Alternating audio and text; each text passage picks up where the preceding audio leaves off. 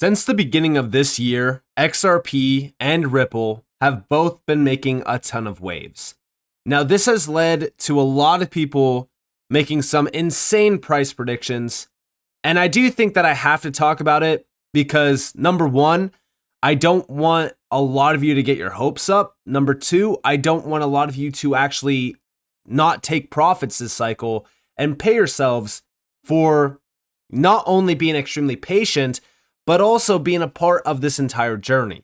So with that being said, welcome to the channel, everyone. My name is Nick. For those that are new to the channel, hopefully by the end of this video, you do become a subscriber. I am going to be addressing a crazy price prediction for XRP this cycle. But on top of that, I do want to give you guys my insight on what I'm doing with XRP. But first, I do want to address what's been happening, right? Because we do have a lot of updates since the beginning of this year. We are not even through half of 2025, and it's been a huge year for XRP and Ripple. Number one, RLUSD did launch. We know this was a huge deal. It continues to be a huge deal. It gets spotlighted quite often. But on top of that, right, we also know that Ripple partnered up with even Ondo, and this was to advance the Wall Street 2.0 push, with XRP Ledger being tapped in with OUSG, which is one of their tokenized US Treasury products. And this is actually connected back to BlackRock. So this was definitely a huge deal and one of the bigger announcements that we saw back in January. On top of that, more banks were tapping into Ripple custody. This was also a big deal because we know that custody is the beginning stage of everything else, right? If a bank wants to tap into stablecoin initiatives or tokenization initiatives or even DeFi initiatives, they need to have custody in place. So the fact that banks are now tapping into Ripple custody provides us with an insight that these banks are getting ready to offer additional services. And we already know that 2025 has been the year where banks are now starting to speak out on the fact that they want to tap into crypto for payments. We also have the FDIC, the OCC, and even the Fed now approving banks to actually tap into crypto in a big way. So it makes a lot of sense to have these big banks actually now talking openly about what they're doing. On top of that, we know that back in February that Ripple partnered up with BDAX to expand institutional crypto custody in South Korea.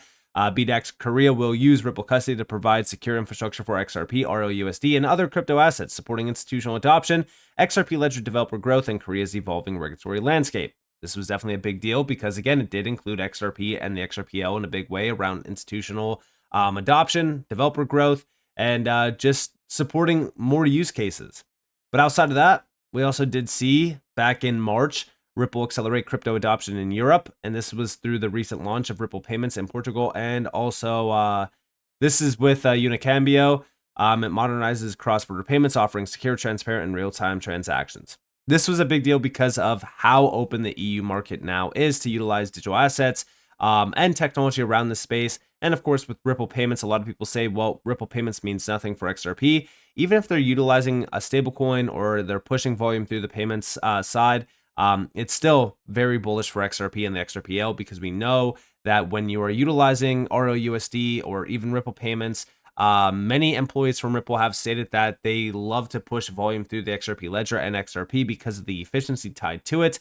Now, there definitely is some obstacles there for regulatory purposes, but it's still very bullish. Outside of that, we know back in March as well, Ripple secured a regulatory approval for the from the Dubai Financial Services Authority, making them the first blockchain payments provider licensed in the DIFC. And this was all around, of course, the cross-border payments market, which again is still very bullish for XRP, the XRPL, and of course Ripple. Then, of course, we did get the big one, which was that the SEC case is pretty much done. The SEC agreed to drop its appeal without conditions. Ripple has now agreed to drop its cross appeal and then pay the $50 million fine. We still have a little bit more to wait for on this, but the case is basically finished. This is very bullish for XRP, the XRP community, and even Ripple themselves. So this was definitely a huge one, as you guys can even see from the engagement on this, the amount of views, and yeah, everyone was very bullish about this. Now, next up, we did get in the beginning of April, after the announcement of the case being dropped and finished, that Ripple was acquiring Hidden Road for $1.25 billion. And this one is very bullish for XRP because even within the breakdown, they do say that Hidden Road has been clearing $3 trillion per year for over 300 plus of the top financial institutions globally. This capital will tap into XRP and the XRP ledger's movement of value. And this is actually from Brad Garlinghouse himself. So when we are talking about what's happening here, we could see some of the largest exposure to XRP and through even Ripple expanding rapidly through a lot of their initiatives and because of the market opening up.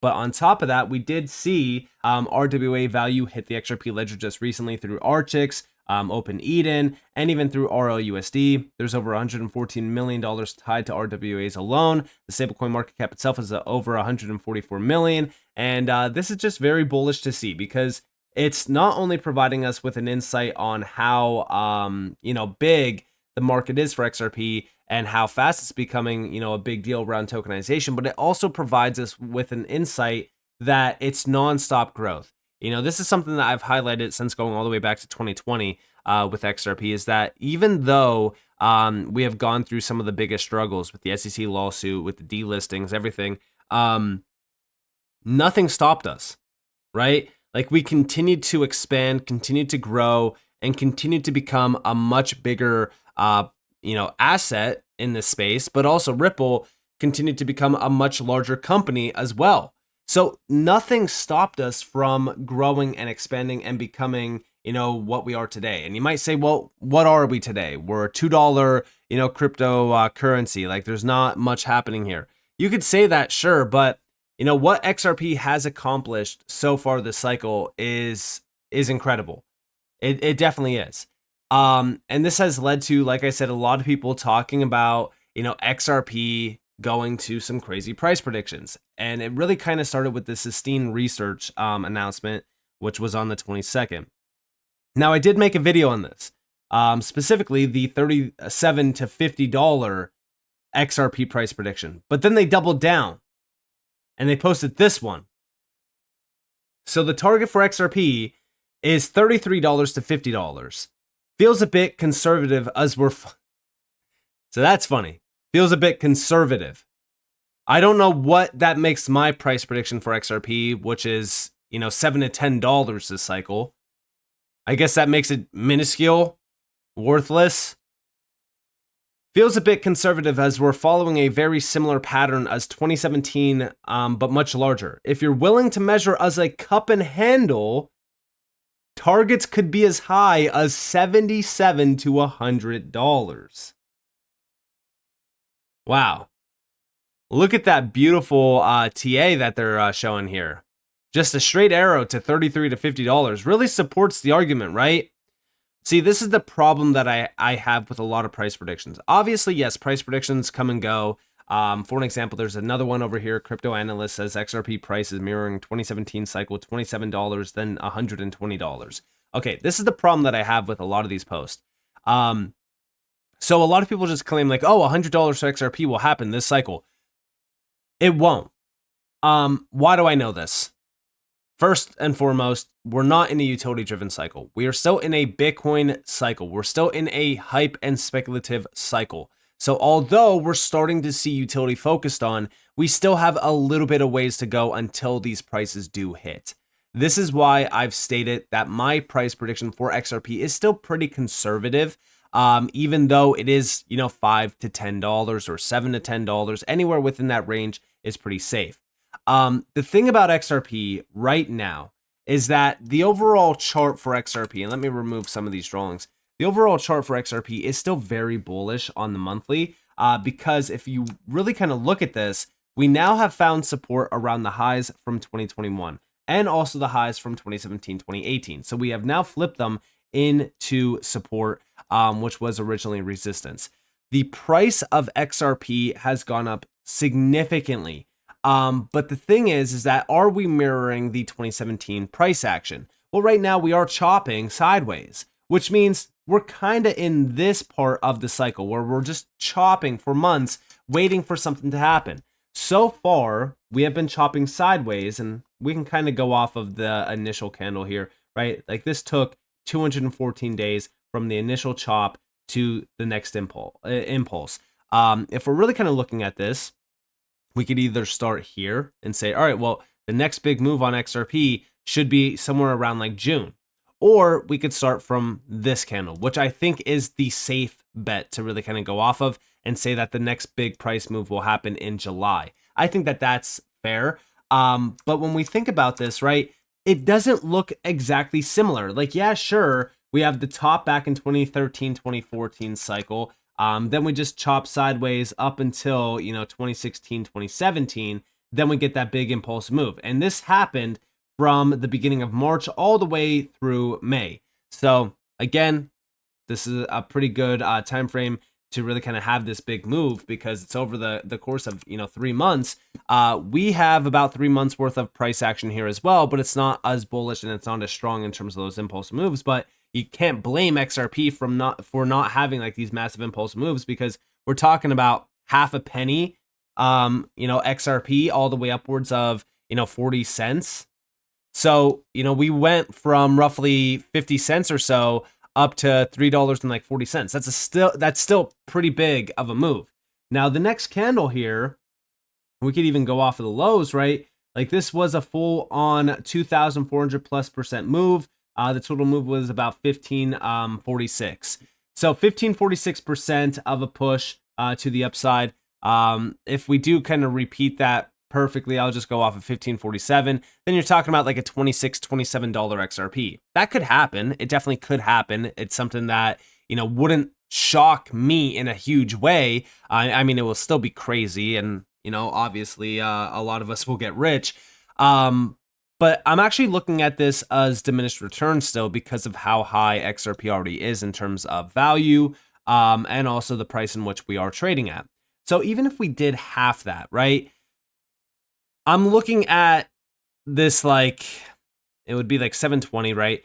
It would be about $13.50 for XRP. That's a very good price prediction. It's a very good safe area as well, in my opinion. Instead of saying like, oh yeah, XRP is going to $77 to $100. I don't think that this is realistic, and I don't think that it's conservative like they're saying here. I think that that's just kind of ridiculous.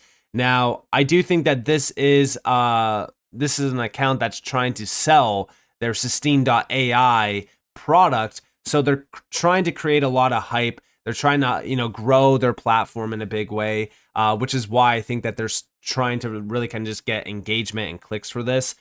Same way, a lot of these analysts will kind of call crazy predictions. Like, I'm sure that a lot of you have been around for a bit of time and are aware of what people were saying back in 2021 as well. What they were doing was they would just grab bars graphs like this and say, oh, look, this is next for XRP. And they would just overlay the chart like this and say, all right, yep, that's it. $75 is next. I feel like the same exact thing's happening here. Like, why not, instead of just saying like, oh, $77 to $100 is conservative, why not just throw the bars graph over here and say, oh yeah, XRP is going to $469 by the end of, or by, May 2026. Like, why not just do that? Because it's the same exact thing. Like, there's no actual thought process put behind any of this TA. Like, I support Credible Crypto's overall thought process of like a $20 to $30 XRP because it's based off of the Elliott wave theory. It's a theory that's been working for years and years and years around predictions of market crashes and also bull markets, even around stocks. So when we're thinking about, what is going to be next for XRP, I'm very conservative on my outlook compared to some of these crazy price predictions. But it's because of the fact that, not only have we witnessed cycle over cycle where a lot of disappointment has been hit because of, like, for an example, the SEC lawsuit. Like, a lot of people think that back here XRP should have went to $10. Do I think that XRP should have went to $10? 100%, which is why I'm thinking now that this SEC case is out of the way, we're seeing so many big moves happening around XRP and even Ripple. I do think that now is a very good time to look at some of these price targets and think to ourselves, like, could this happen? And I do think that it could. I think $13.50 to $26.80 can happen. I think that that's extremely bullish. which is why I'm still saying like the conservative price action, we should be selling and taking some profits on some of the lower end targets just simply to, pay ourselves, which is why I think, and this is my plan of action, right? So at around like $5-ish, right? We'll just say this is $5. I will start to take initial profits, and I'll take initial profits all the way up to these targets if we hit them. Now, I will always keep a percentage of my bag. That percentage is roughly 25% or potentially even higher to like the 35% mark. So anywhere between 25 to 35% of my XRP bag will always be locked away and stored, and I won't be touching it. Now, I do have a lot of XRP. I've talked about this openly. I have been accumulating XRP since 2020. And I was there for the, significant price action moves of, COVID and even during the SEC lawsuit. Now, I wasn't making content and I wasn't even on X until about roughly the summer of 2020. I wasn't making content on YouTube until about 2021.